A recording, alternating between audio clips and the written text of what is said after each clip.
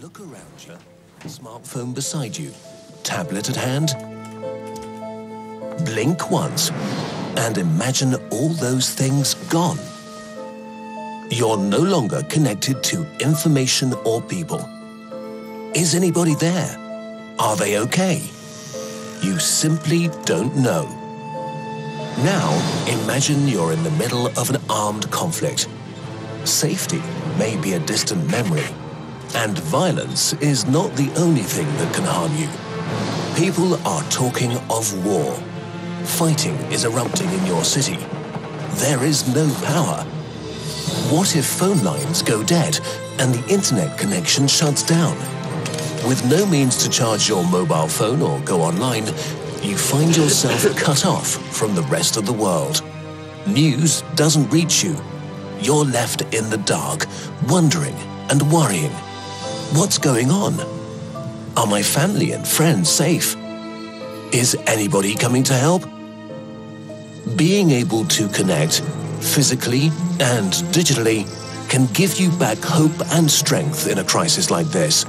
But this need to connect can also be turned against you.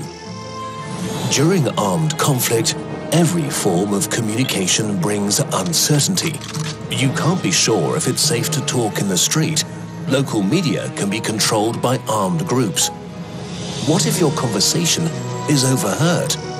Where do your messages end up? Who can you trust? What news can you believe? Can you distinguish fact from fiction? What used to be a network of connection can trap you in a web of fear and manipulation. Enabling safe and trusted communication makes a real difference. Your community can reconnect and reorganize, ask for help, make informed decisions, and demand accountability. This dialogue turns frightened people in need into active responders. The humanitarian community has made a lot of progress in the last decade to help people communicate in crises. But armed conflicts are very different from natural disasters where things may improve over time. Conflicts pose quite specific challenges. It's crucial that we take that into account in order to establish better, smarter, and safer ways to communicate with people in need. Amidst violence, communication is a lifeline. No matter how difficult the circumstances, meeting people's need for information and dialogue is never a choice.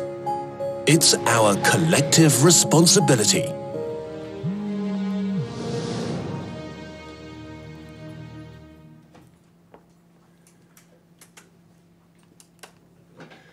Good afternoon. We just wanted to give you a little bit of a sense, of what this topic, means for all of us.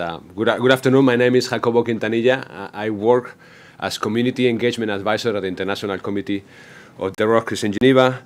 I'm a little sick today, so apologies if I don't sound like Barry White, normally, so apologies for that. It is a real honor to be here today at ODI, moderating what I think is going to be an excellent panel discussion on what engaging with and being accountable to affected people concretely means. I would like to start by welcoming the panel. We'll do the official introductions in just a minute. I'm welcoming you, of course, over 100 people here in London today, and almost 400 people all around the world. So thanks, colleagues from Somalia, Bangladesh, Nigeria, and many other countries, who have been in touch over the last few weeks. Very interested on this topic. Please hold your questions, for a moment. We're going to have a discussion with the panel, and then we'll have 25, 30 minutes, for Q&A with you here in London and also with colleagues around the world. A couple of housekeeping notes that I've been reminded to say. One is that, of course, feel free to tweet. Use the hashtag #ComIs8.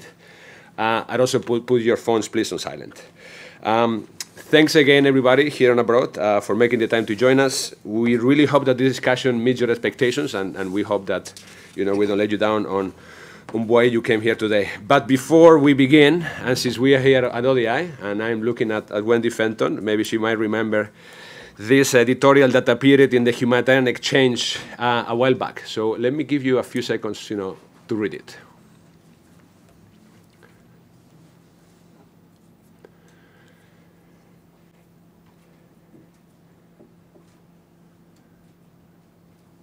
I don't know if you noticed the date. July 2003. 13 years after this editorial came out, during the 2016 Grand Bargain, this accountability revolution was rebranded the participation revolution. Since the Rwandan genocide in 1994, a number of quality and accountability initiatives within the humanitarian sector have emerged, disappeared, and merged.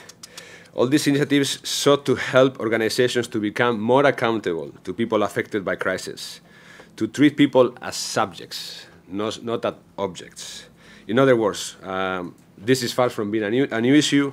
However, despite the many global commitments, the institutional progress that has been made, to a certain degree, initiatives and research, there has been, largely speaking, and this is what we have come up with in our discussion paper, minimal progress on this particular area of humanitarian practice. Last year, we partnered with the Harvard Humanitarian Initiative to take a stock on what's working and what's not working, particularly in areas affected by conflict and violence. That's the mandate of the ICRC.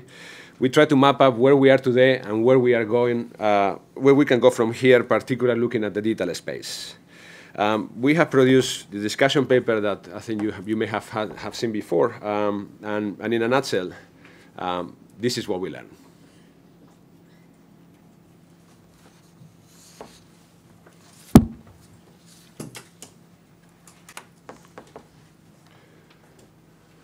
Engagement with and accountability to people affected by crises remains one of the areas in the humanitarian sector that, in recent years, has seen the least progress.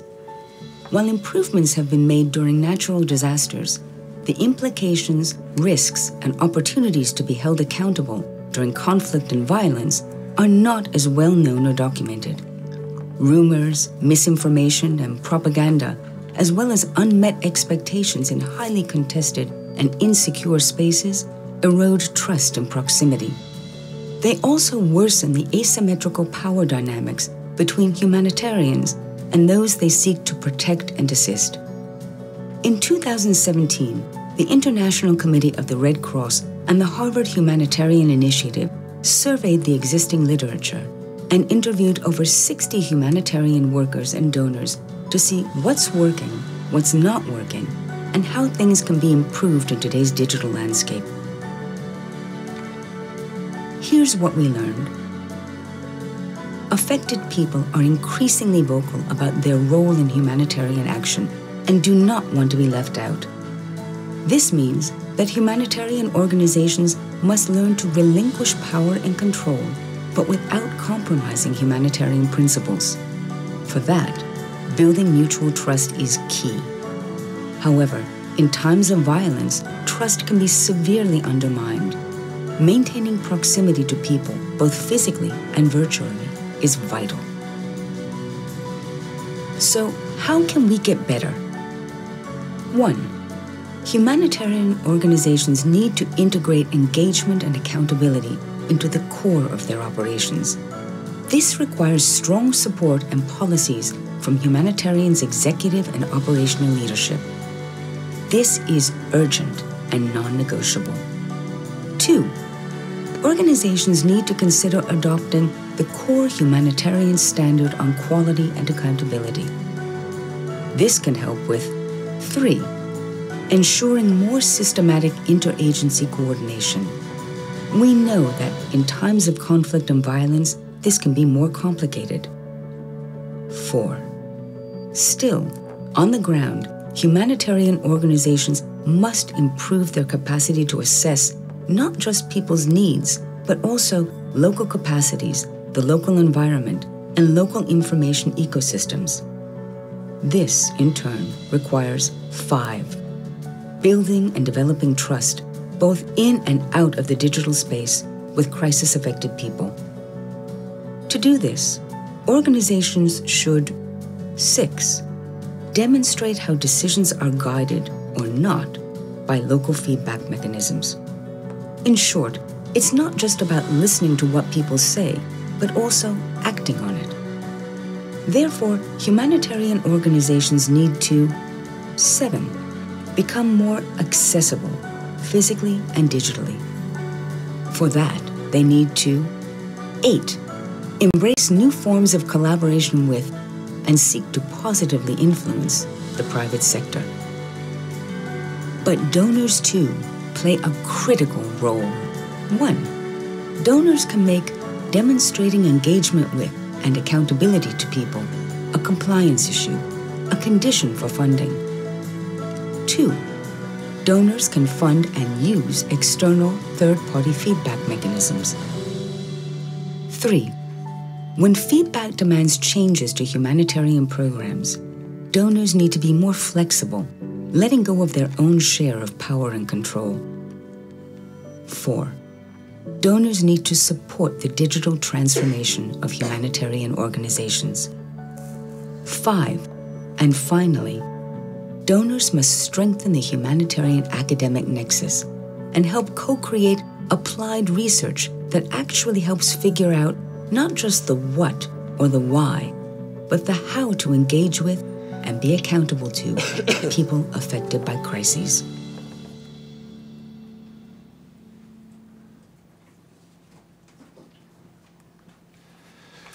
Don't get me wrong, you can still, and you must read, the 90-page document. But just in case you don't have time, we just gave you, the executive summary in a nutshell in 4 minutes. So, again, thanks for coming here. Let me go back to the panel and welcome you officially today. So we have an excellent panel that is going to help us unpack some of these issues and connect, to some of the potential opportunities, realities, and challenges. So let me start by welcoming Christina Bennett, the head of Humanitarian Policy Group here at ODI. You have their bios in the flyer that we have there, so I'm not gonna repeat, the professional and academic qualifications of the panelists, but please, I'm sure you have read them before. Far on my left, Ana Giayala, Senior Director for Humanitarian Programs at Internews. Welcome Rachel Hasty, Global Protection Advisor at Oxfam GB. And last but not least, David Loquercio, Head of Accountability to Affected People at the International Committee of the Red Cross. Thank you again for being here with us. Please, you have you have their Twitter handles in the screen in case you want to tweet what they say.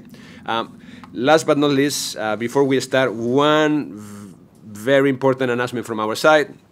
The ACRC and Fondation Hirondelle, a media development organization based in Switzerland, have just signed a memorandum of understanding to improve our collaboration. We'll be signing a similar MOU with Internews. Thanks, Anahi, for all the hard work, on getting those MOUs through our legal departments. For a number of years, the ICRC, Internews, and Fondation Hirondelle have been collaborating in countries like the DRC, Central African Republic, Mali, South Sudan, to try to meet the information and communication needs of affected people and, critically, their demands for accountability. We really hope that through these MOUs, the collaboration that have been happening in the field for a number of years become more predictable, systematic, and effective at all levels. So thanks, colleagues from Fondation Hirondelle and from Internews on your hard work. Okay, so shall we start? Let's go. Okay, so we're gonna have until, let's say, almost 3 o'clock. We're gonna have a discussion, where we're gonna try to agree and disagree on a number of things. I mean, we don't have to agree or disagree necessarily. We're just gonna put some questions, to the panel. Please hold, as mentioned, please hold your thoughts, write them down, and after, from 3 o'clock, we'll have time to put those questions to your panelists. So let me start, on what we have called a little bit, we want to touch base on what the state of play is today. My first question is going to be for all of you, but I would like to start maybe from Christina. Engagement with and accountability to people affected by crisis, as we have, documented on the report and you have seen in the video, remain one of the areas in the humanitarian system that has seen the least progress in recent years. So, Christina, and I would like to touch, base with all of you. What's your diagnosis of this problem? Okay, thanks very much, Jacopo, for this and for putting together this great panel. For me, the biggest sticking point on all of this is the humanitarian business model. I don't think any of us have poor intentions in this regard. I think over the last years, there's been a lot of recognition that accountability to affected populations and a different kind of accountability in the humanitarian system is necessary. I just think that the way that our systems are set up, that the business model of the humanitarian endeavor doesn't allow us to do that. What do I mean by that? So we have this weird and curious hybrid of bureaucracies operating somewhat based on market-based relationships and underpinned by political drivers. So what does that mean? That means that we've got, tight control at the top, either politically or financially, by a group of donors and governments that control not only the money, but the terms of engagement. You've got these vertical supply chains that are sort of market-based, where you've got contractors and subcontractors, these relationships that suggest kind of a hierarchy of organization. And then you've got, and within that, you've got this kind of orientation, client orientation, not to people at sort of the bottom of the supply chain, so the end users, the people who are affected by crisis, but actually a client orientation to donors. So all of our accountability, all of our client services are oriented to those who pay for our services, oriented to the donors, not oriented to the people that we serve. We're going to talk about who our real client is throughout the discussion. I would like to put the same question to David. What's wrong with us, David? Well, first, thanks for bringing me on the panel. I'm very much looking forward to listening to what my colleagues here have to say and hear also the questions from the audience. But if we wanted to understand maybe why we're not as far on this path as we hoped for, I think a few points might be worth mentioning. One is the fact that it's still largely optional. So it goes back to the point about should it be a compliance issue or not.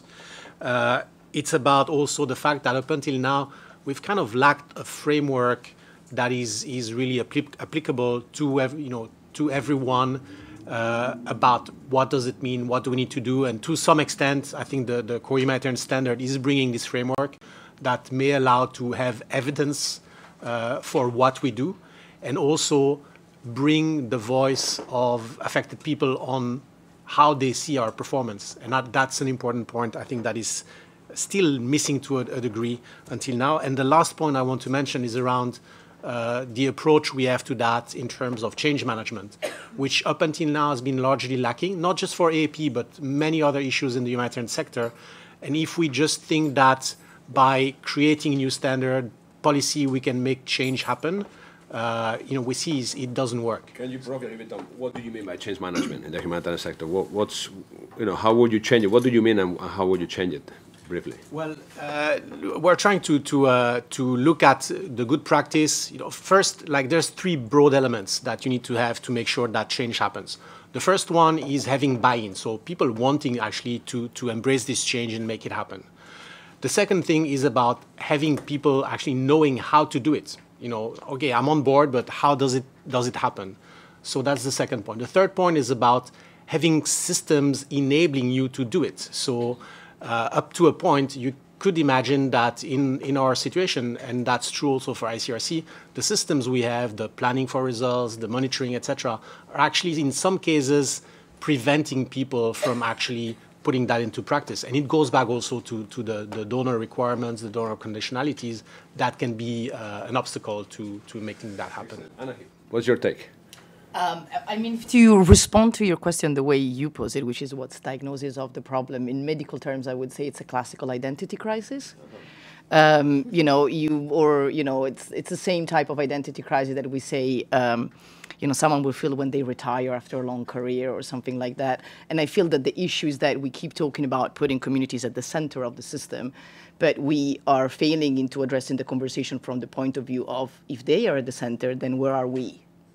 And I think that that's the bigger question. That also it's a shift in the cultural in the cultural way in which we see what humanitarian aid is. So it's to me it's a much deeper issue than just, or not just, but then just having a know-how and buy-in and the system and the frameworks. I think in a way we have been talking about it, and there's a recognition that that's not there. But to me, for that to actually happen, you need to think about, okay, if we are not at the center of the response anymore, which is what we're saying, we're not anymore at the center, right? Then where are we?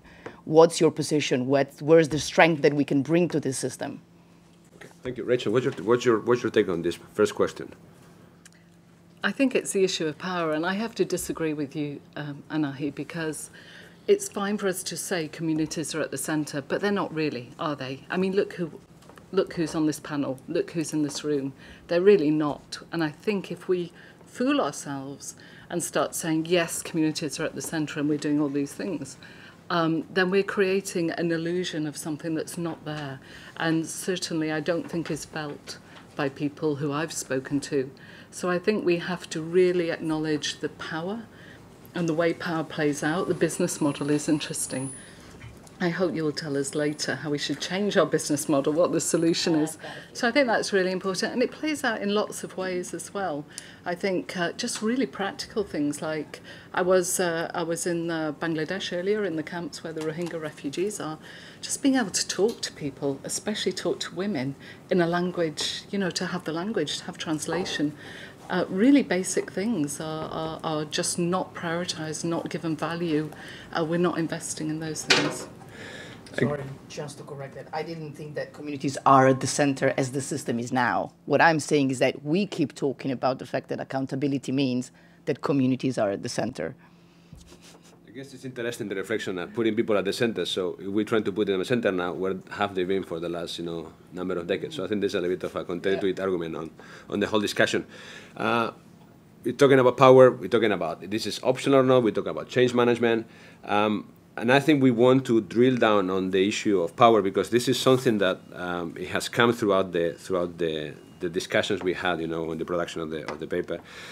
At the core, and Christina, looking at you because you have largely written about this and talk about that. We are talking certainly about power, and this paper argues that fundamentally engagement and accountability requires that humanitarians and donors. We'll talk about donors at the end, so let's wait for that particular bite. But engagement requires that humanitarians learn how to relinquish decision-making power and control to a principled limit.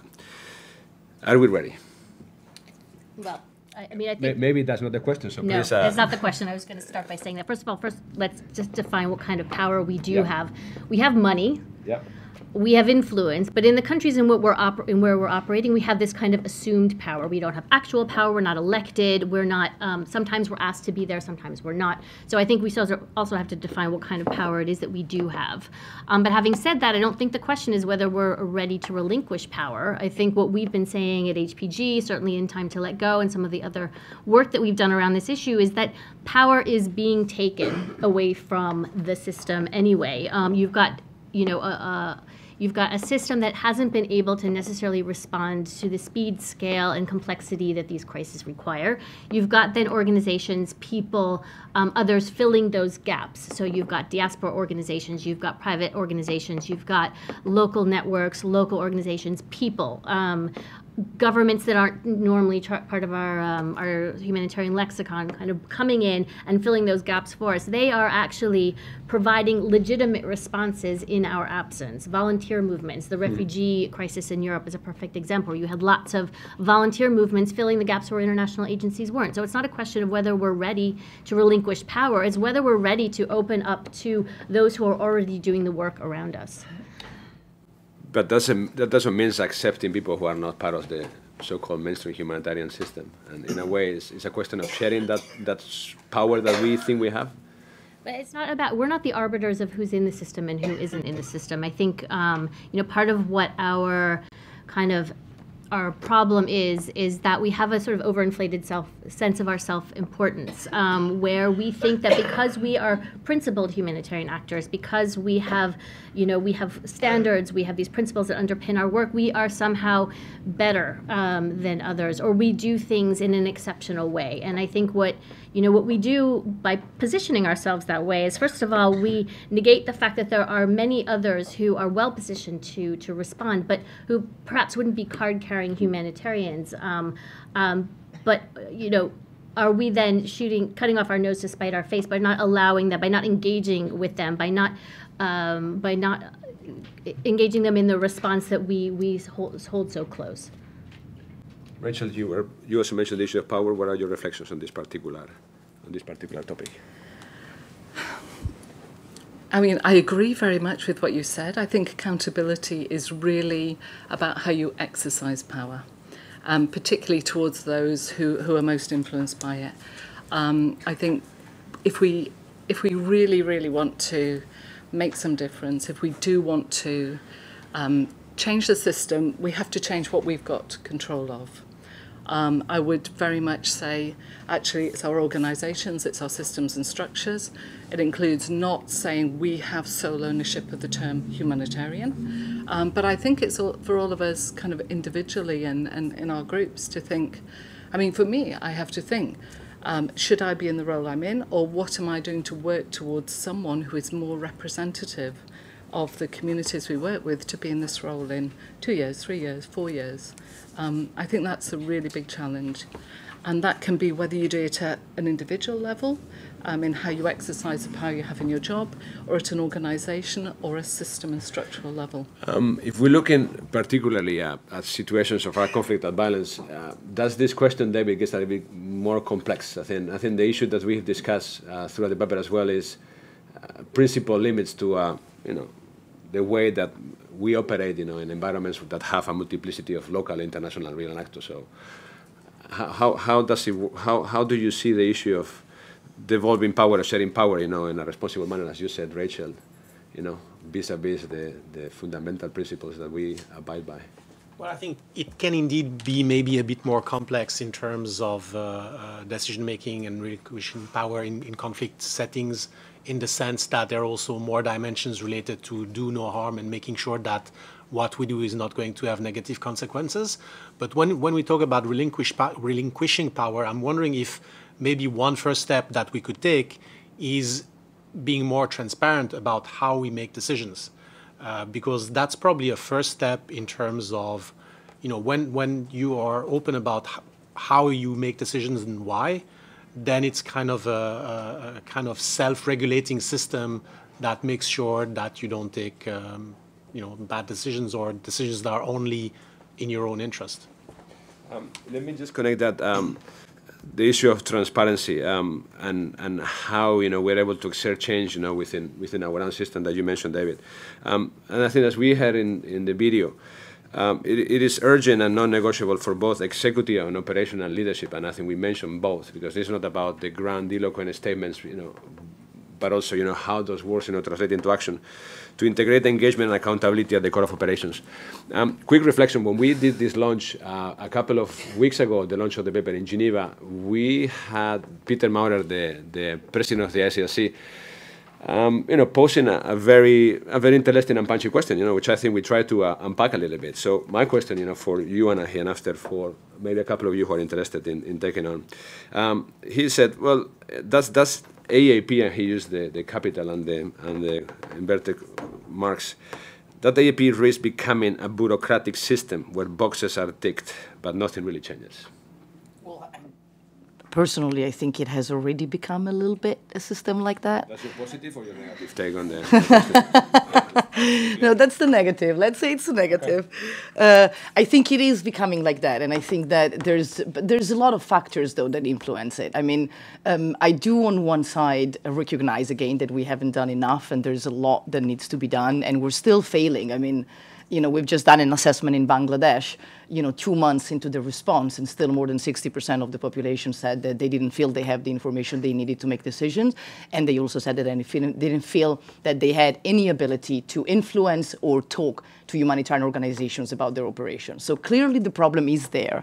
At the same time, we have got better at coordinating and trying to share resources. Absolutely. So on and so forth. There is a CWC working group in the country, Can you unpack this? Communication with communities working group in the country. So, I mean, I think it's, there is a recognition. I still believe that there is a strong recognition, especially in the field, that this is needed. And that if you don't do it, there are very strong risks for you as an organization, for your reputation, for your trust.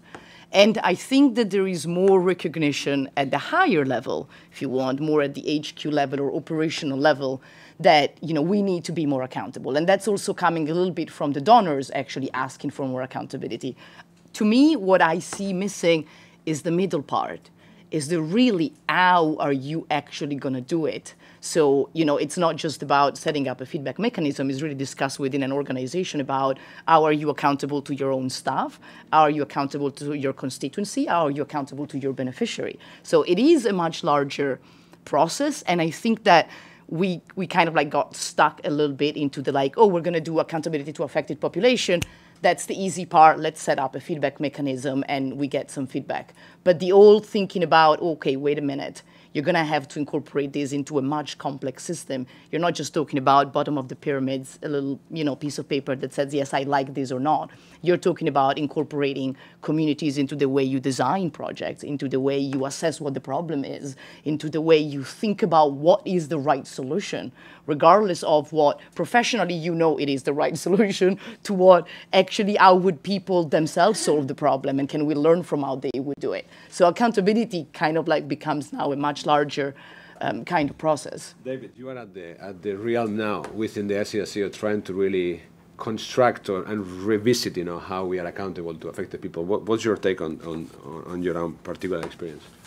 Well, I mean, it's true that anything we do in the humanitarian sector can very easily become a bureaucratic process, and we do checklists, and then, we just burden our colleagues in the field who have plenty of things to do. So what I think we need to do is make sure that the objectives we have in terms of our approach to accountability to affected people is making sure that what we do is relevant, timely, effective, does no harm, is well coordinated.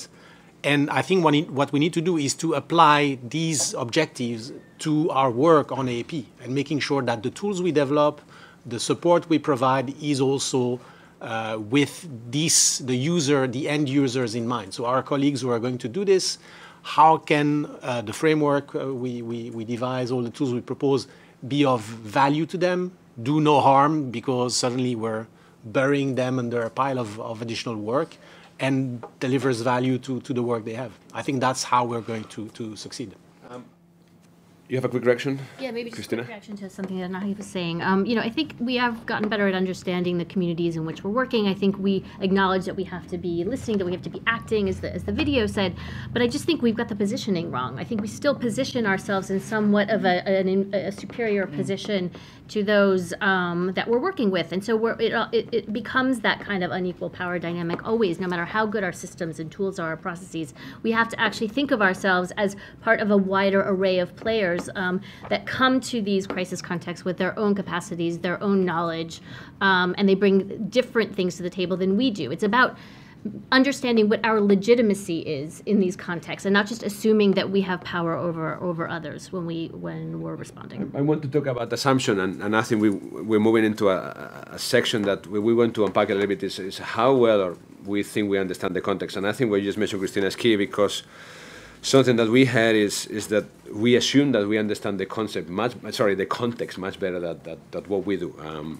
And something that came clear in the discussion paper was that humanitarian organizations need to improve their capacity not only to assess needs, but also analyze them together with local capacities, coping mechanisms, power dynamics, and the local information ecosystem. So, again, how well, and I think this particular topics about understanding context is particularly critical when you look at the whole urban, thing, that has reemerged, in the sector for the last, 5 years maybe. How good do you think we are, in understanding the context? And again, looking at you as someone working with local media organizations around the world. Again, I feel like I'm always like the negative one here, but I also think there's a lot of work that needs to be done in this. How can we get better? I think the question, I think there's a recognition that we can do better. Great. I think the issue is how we can take it to the next level. And I think that taking it to the next level is really shifting the narrative and the conversation from the giving people a voice to learning how to listen. And really thinking that it's, again, I think it goes back to what Christina was saying. It's not about where we position ourselves and what we give to them. Like, we make ourselves accountable. It shouldn't be like that. We should have systems that make it possible for communities to hold us accountable. So again, for me, the shift is really like, the people in front of you are not just defined as refugees or affected communities. They are defined as, they have skills, they have, they have ideas, they have, they bring something to the table, and they can actually be part of the entire, response mechanism if we stop seeing them within the little cell that we've built around them and put them into that box that it's the affected community. So in that sense, I think that there's a lot of work to do. On the other side, I think that, again, increasingly we have situation where we have urban crisis, or situation in which in conflict we are losing a lot of access, increasingly to countries and to communities that we want to support.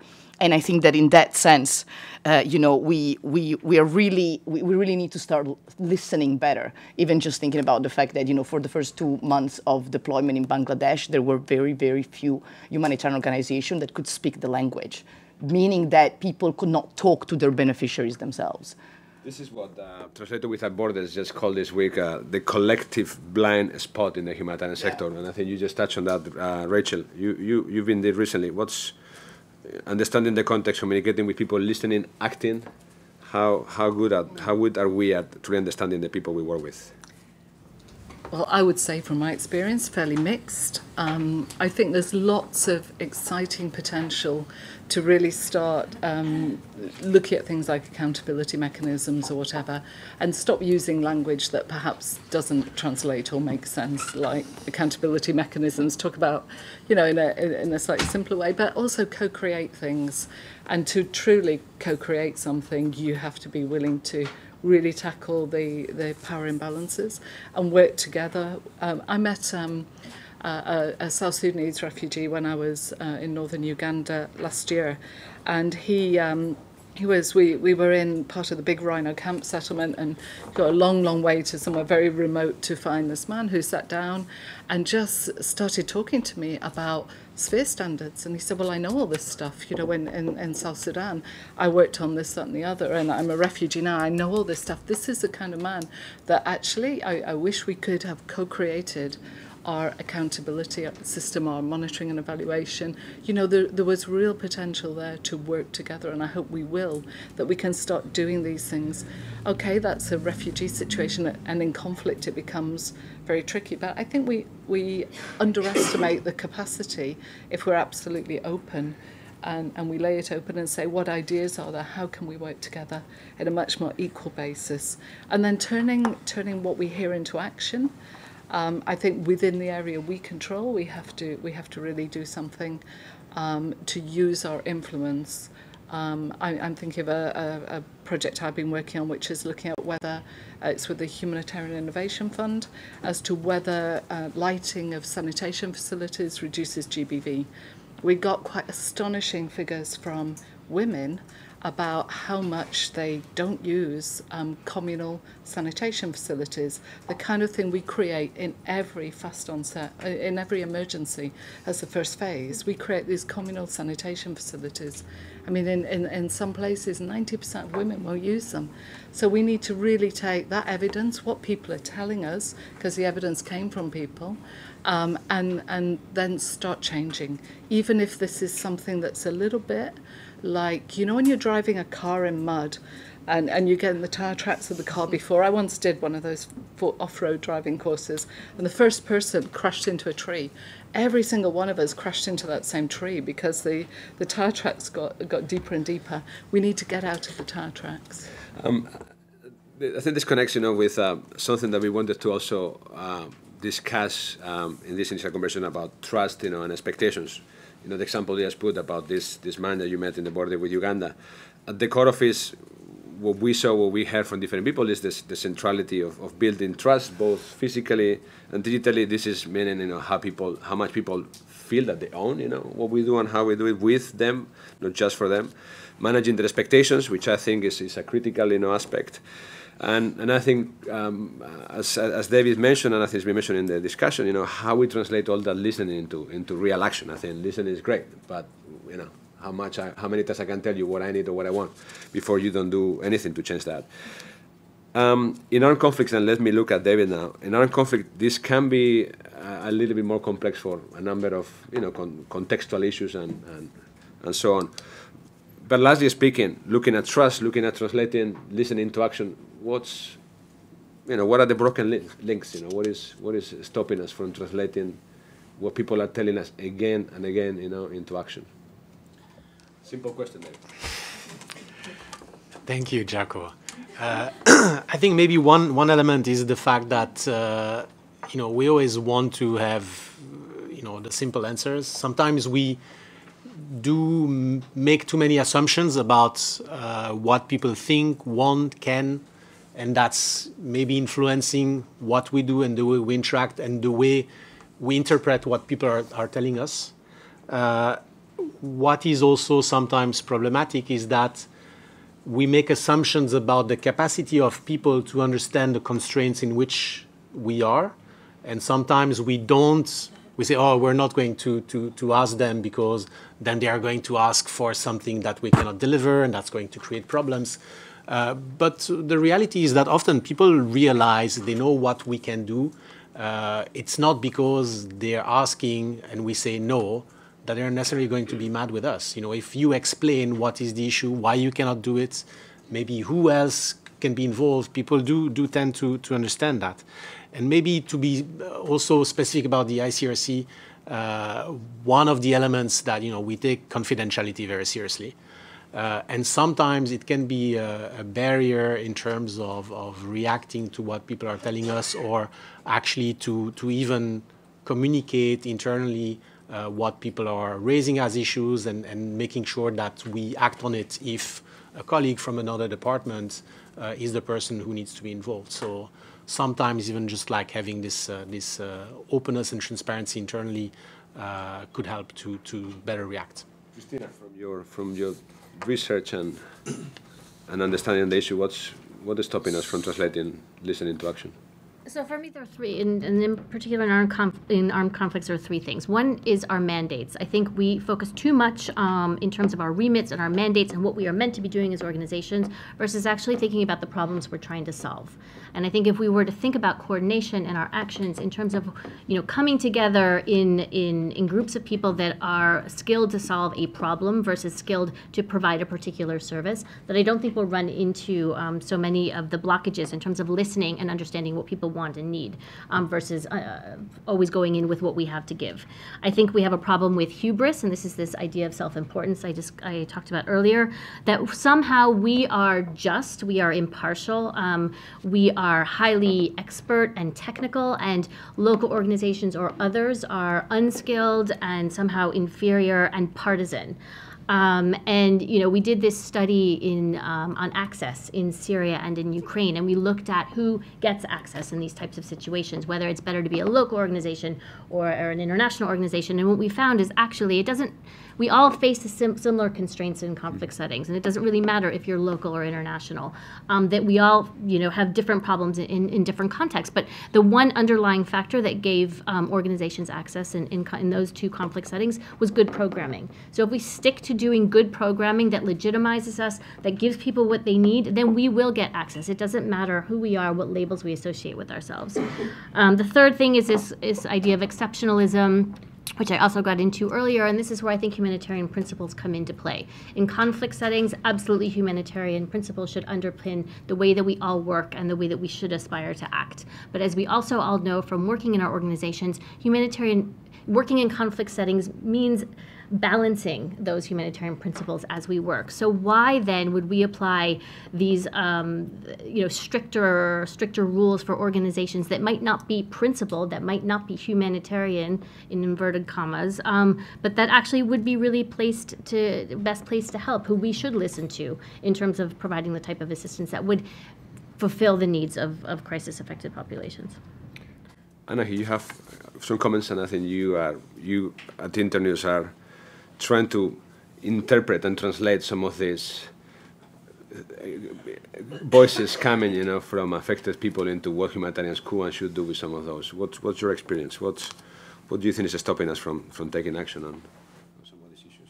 I mean, I agree with everything that Christina said, to be honest, and I think it really sums up what the issues are. I think that we go back to this issue about the fact of letting it go, of not trying to control the conversation, of really trying to listen to what people are saying, but also being able to kind of like accept the idea that what they say, it's not necessarily what we want. Because the issue is also that we ask feedback and we say that we want to be held accountable, but then, we are not willing, neither us nor donors for what it comes, to go back and say, you know what, this $2 million project of building latrines in this way, actually we can't do it. We should do something completely different. So we go back to the drawing board and we start again designing the project from the beginning. Let's be honest, culturally speaking, we're not ready to accept it, and we don't have enough systems that allow us to actually have that flexibility. But that particular problem that you just mentioned connects back to the issue of we actually didn't understand what the issue is.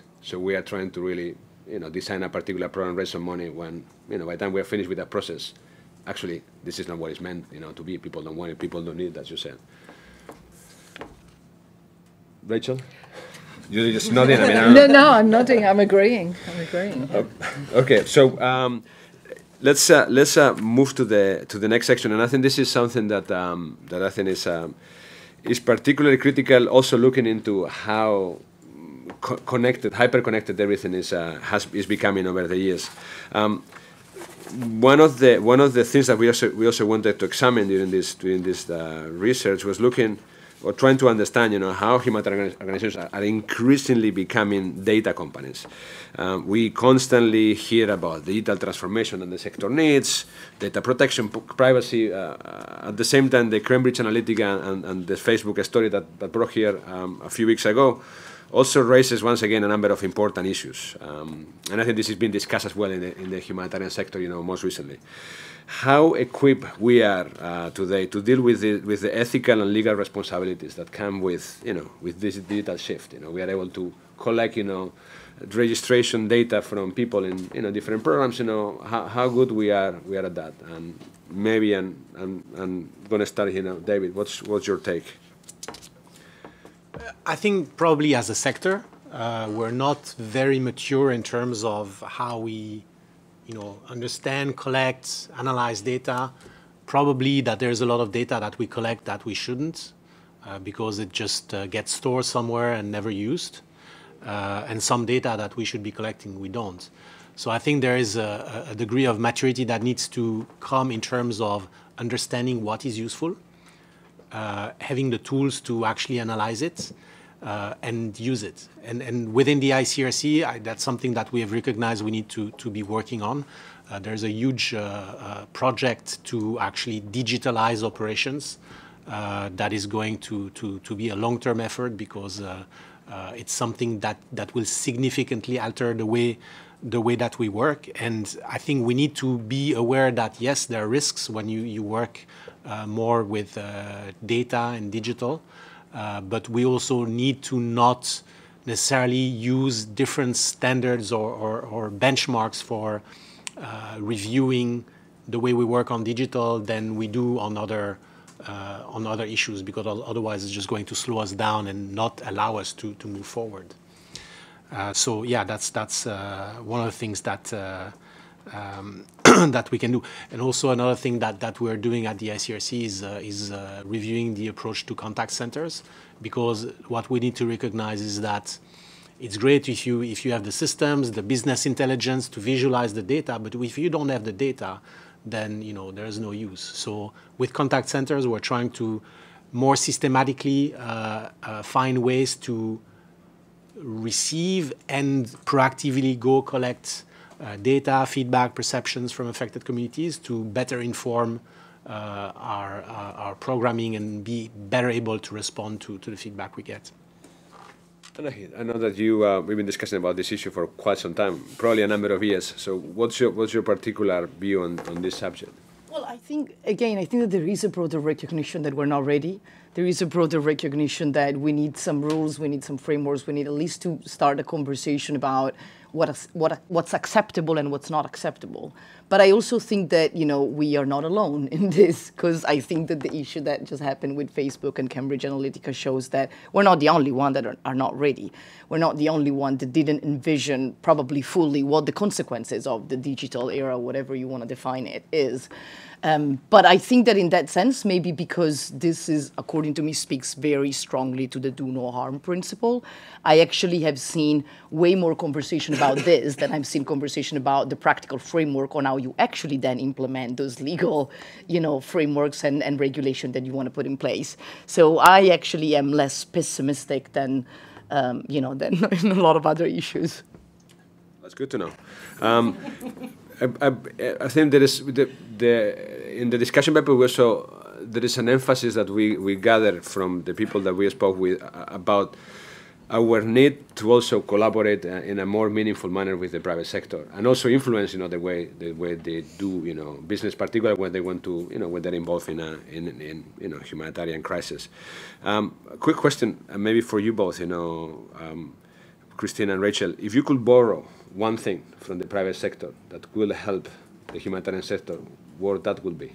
In terms of working with them, or in terms of a principle that they use? What would be a practical thing that you see? Actually, if I could borrow that particular page from the business book, that would be. So I guess for me it would be prioritizing the user experience. We did this project here at HPG over the last 2 years called Constructive Deconstruction, Reimagining the Global Humanitarian System. And what we did is we used this tool called design thinking to reimagine what the system would look like. Now, design thinking is a tool that's been used by IKEA and Starbucks and all these kind of client-oriented organizations, because what it does is it takes the user, it puts them at the center of systems design. And so what you do is you design a system to emphasize that user experience, whatever that experience you want that user to have. So when we took the humanitarian system and we put the end user, so not the donor in this case, but the actual affected person in the middle of our systems design, it was amazing what we found, and it was amazing what that system then looked like if we prioritized their experience with the system. And what that looked like was that, life-saving assistance important, life-sustaining assistance more important, but perhaps the most important thing for them.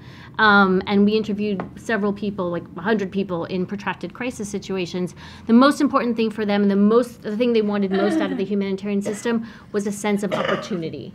And that is not something that we think about in our traditional responses. How can we provide people who require humanitarian assistance with a sense of the future, an aspiration for what their life could be like in another, when this all subsides? And I don't think we think about that enough. Rachel.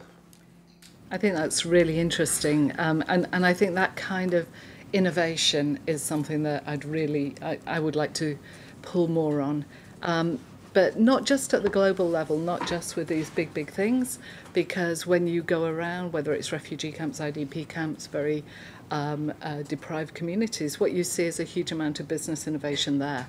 It might be small scale, it might be localized, but there's an awful lot happening at that level as well that we could draw on if we have the really good community engagement.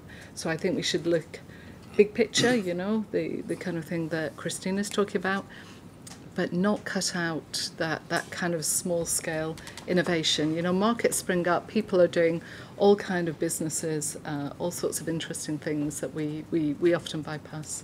And I think I'd want to pick on that too. Can I add one thing, please? That I wish we would take maybe from not everyone in the private sector, but maybe the best one, to fail fast. When there's something, a working group or anything that has outlived its usefulness, kill it. That would free up so much time for everyone. Fail fast or clean quickly, no? One or the other. Yeah. No?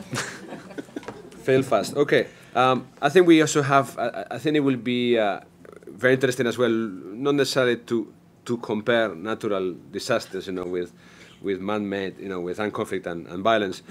But I think we're very interested in the dynamics of what we can learn, when it comes to collaboration and coordination in natural disasters that can be applicable to armed conflict. And I think natural disasters bring a number of opportunities, whether it is bringing together the government, the military workers, the private sector, the media.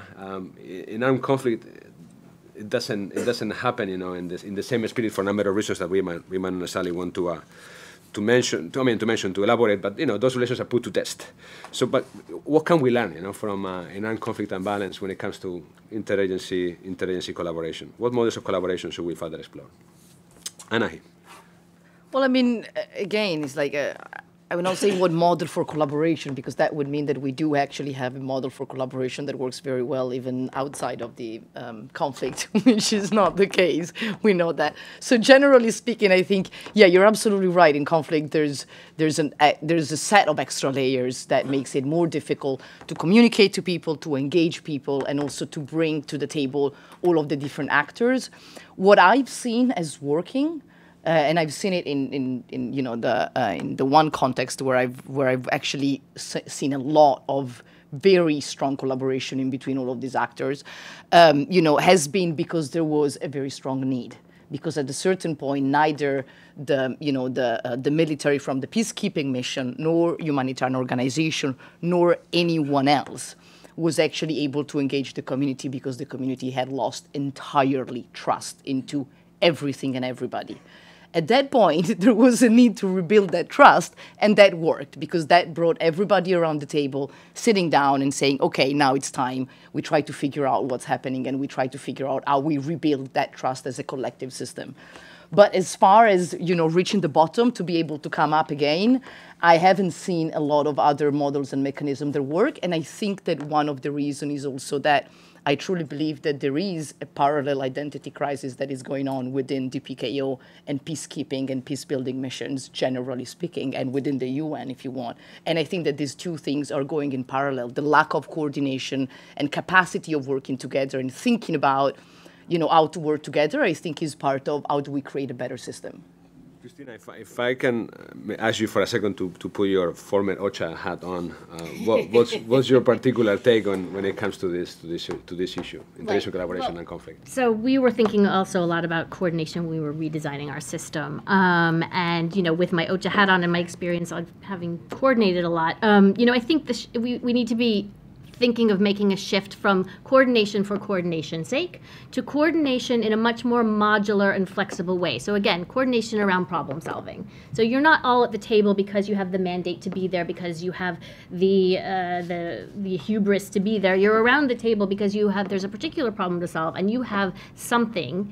You have what it takes to help solve that problem. That means being much more modular. That means being much more flexible. That means we interviewed the head of the 9/11 response in New York City as part of our system redesign project. And they have similar interagency collaboration problems in New York City around the fire department and the police department and all the various agencies there.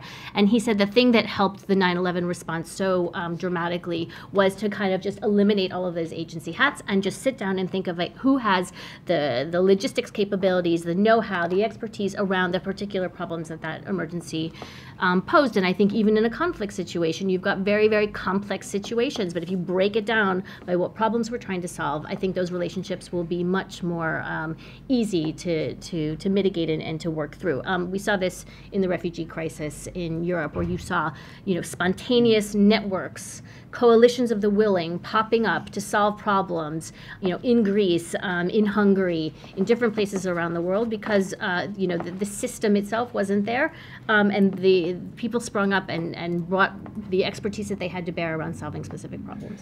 Rachel, you want to add to this? Just to agree very much with that about being modular, being flexible, and we all know that a lot of the coordination depends on individuals, and you have an individual leave or you have a gap, and then things fall apart. And I think it's drawing on what's working and not being stuck by a system that says these people have to be at the table. At the same time, I think you seem to point out again back to how you started the event. This is an issue of how the business model, functions and dysfunction. What I have to offer beyond what my T-shirt, the color of my T-shirt is on what is not. We're gonna bring to an end, the discussion before we open to Q&A with the audience. But obviously, we don't want to finish without giving a prominent space, to the role of donors. Anna, this is maybe an issue of carrot and sticks. What is bigger and what is not.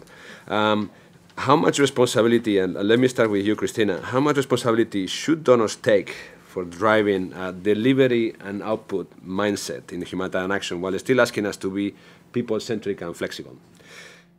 Yeah, so I think, donors... Are there any donors in the room, by the way? Just to make sure that they have the opportunity to also defend themselves. No. Okay, Christina, sorry. No, I think donors, despite the fact that we're talking a lot about now new entrants, new donors, new types of funding in the humanitarian sector, I think our traditional donors are always going to have a prominent role to play. And so for that reason, they do have a lot of leverage in the way that this business model operates. And so I think they are a key lever, they're a key pivot around which we should be making these changes. We at HPG are doing the evaluation of the grant bargain this year, and I think it still remains to be seen how much donor behavior has actually changed based on those grant bargain commitments. So watch that space. We'll be out with that in June. But I suspect that their behavior hasn't changed quite so much. I do think that, as I said, they're a key pivot. They are the key to to funding us for outcomes, to funding us for performance, to funding us to be that flexible, modular sector that we could become. But on the other hand, I don't think we should leave the rest of us off the hook. I think donors themselves have their own barriers, their own constituencies. They are also not monolithic. They have disagreements within their own organization. So I think as other types of humanitarian organizations, the onus is also upon us to be able to point donors in the right direction, to hold them to account for the services that we would like to provide. If we want to be more accountable, if we want to be more modular, if we want to listen more in different ways, then we have to press our donors to invest in those capacities within ourselves. I think donors are a key leverage point. I don't think that leaves us off the hook.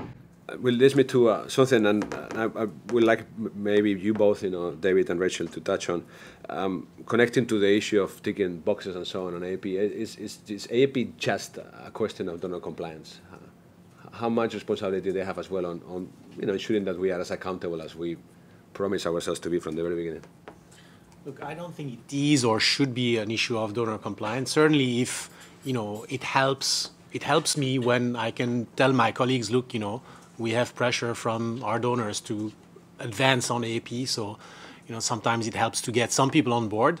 But primarily, I think if we just fall into the trap of making that a compliance issue, then we can become very good at just finding the shortest way to tick the box and actually not act on substance. So we need to really make sure that what we do on accountability, on community engagement, really is not just the kind of compliance issue, not just the moral obligation we have to do it, but also an issue of program quality and understanding that, better understanding the problems people face, the needs they have, and also importantly, the disaggregating the needs based on gender, on age, on disability, to understand what is the diversity of needs as well. That's also going to help us make our response more effective, more timely, more relevant. And I think that's something that needs to feature very prominently in the discussion. Rachel, if we have the room was filled with donors right now, what would be the one thing that you will ask them to help? What would you recommend them? Well, I think the compliance thing, I agree, it can be useful, but really, if it becomes a checklist, you'll do it at the lowest level, and it's about what we believe and our culture and how we want to interact with other human beings. I think maybe it's just what I've been doing over the past couple of weeks, but cut the bureaucracy. Lots and lots of really bureaucratic, inflexible systems, I think really not just create huge burdens, but they actually take away the ability to be much more flexible, to be adaptable, to really work with people. So cut the bureaucracy, that's what I would say. What that will mean practically? Well, practically, we've just been involved in a really big project where we were working with local NGOs who were really within their communities. They didn't have a lot of connectivity. They didn't have a lot of ability to write big, long reports. And, those things with the drop-down boxes, and it's never quite the right box, and you're compromising. And so what we saw our role as was trying to protect those local partners from that bureaucracy, and they reported to us using, in one case, just using WhatsApp, and they just did real-time little messages, sent them to us, and then we were able to translate some of that into the donor requirements. But act as a buffer for them. What I'd like to see is that we could have used our time perhaps a bit more constructively if there had been less of that kind of sometimes feels endless bureaucracy and things to fill in. Anahi, what would be your top priority? Well, I would say, following actually on what Rachel said, I think that certain donors are making an effort to cut some of the bureaucracy and to kind of like try to create more coordinated or centralized or common system, if you want, for example, for accountability. I am personally very concerned right now that some of those systems are a little bit, in a way solving the problems that the donors have of not wanting to give small pots of money to a lot of organization to kind of like create a system that it's accountable, but it's not actually being as effective as a lot of donors think on the ground when it comes to try to centralize or create one common system where everybody else, it's supposed to be part of. There is a fantastic opportunity for us, donors and people implementing accountability and feedback mechanisms, to coordinate very well and to do, systems that are built together. But there is also a very big risk of kind of like creating that, like, oh, there's a common feedback mechanism out there and I can keep doing my stuff down here and keep, business as usual. So that would be something that I would ask donor to keep a little bit more attention on. I think that there's some people who are also saying as well, in this particular topic, maybe the stick needs to be bigger than the carrot, unfortunately. And I think this going back to what you mentioned, David. So is there any credit that we can give us to donors on putting pressure on us to actually be more accountable? Because as we were saying at the beginning, this is certainly not a new topic. So what is changing maybe is that, our feet are, close to the fire now. Christina, what do you think? So what other mechanisms can we be using? Yeah. Can they be using, what sticks do they have? Yeah. I think we agree that we don't want to be bullied into situations, correct? But what are the stakes? Or what are the incentives? They're not calling the stakes, that they still can work, No, I think that the language has to be much more about investment, and investment as in us as organizations, investment in others as other types of organizations. I think it has to be about redefining success, so that the reason why we're able to raise money or that they pay us to do things is not because it's not for market share, it's not for expansion, it's to gain, it's to reposition ourselves into roles where we are best able to operate and where we have the legitimacy to operate in crisis context. So it's redefining success in terms of being able to reach out and being able to establish partnerships and being able to solve problems as close to the ground as possible. If I would talk to a donor today, I would say put the money where the problem is, put the money as close to the ground as possible, and don't let us get away with spending that money on situations, on mechanisms, on tools that aren't focused specifically on those problems. It's 15:06 here in London, so we're going to have the next 20-25 minutes for questions. Quick recap from my side. Thanks very much, for the discussion. We've spoken about humanitarian business model being, something that we need to revisit in terms of redefining, what success means. We've talking about how we understand or we don't understand the context and the problems. We've looked at to how accountability is still largely an optional issue that requires change management, within our own institutions. The issue around power, and language, I think is something that Rachel, that you've been stressing, the importance about. And I think I will pick it as well before opening to discussions here in the audience. What Christina mentioned about the self-inflected importance that we have in our own sector.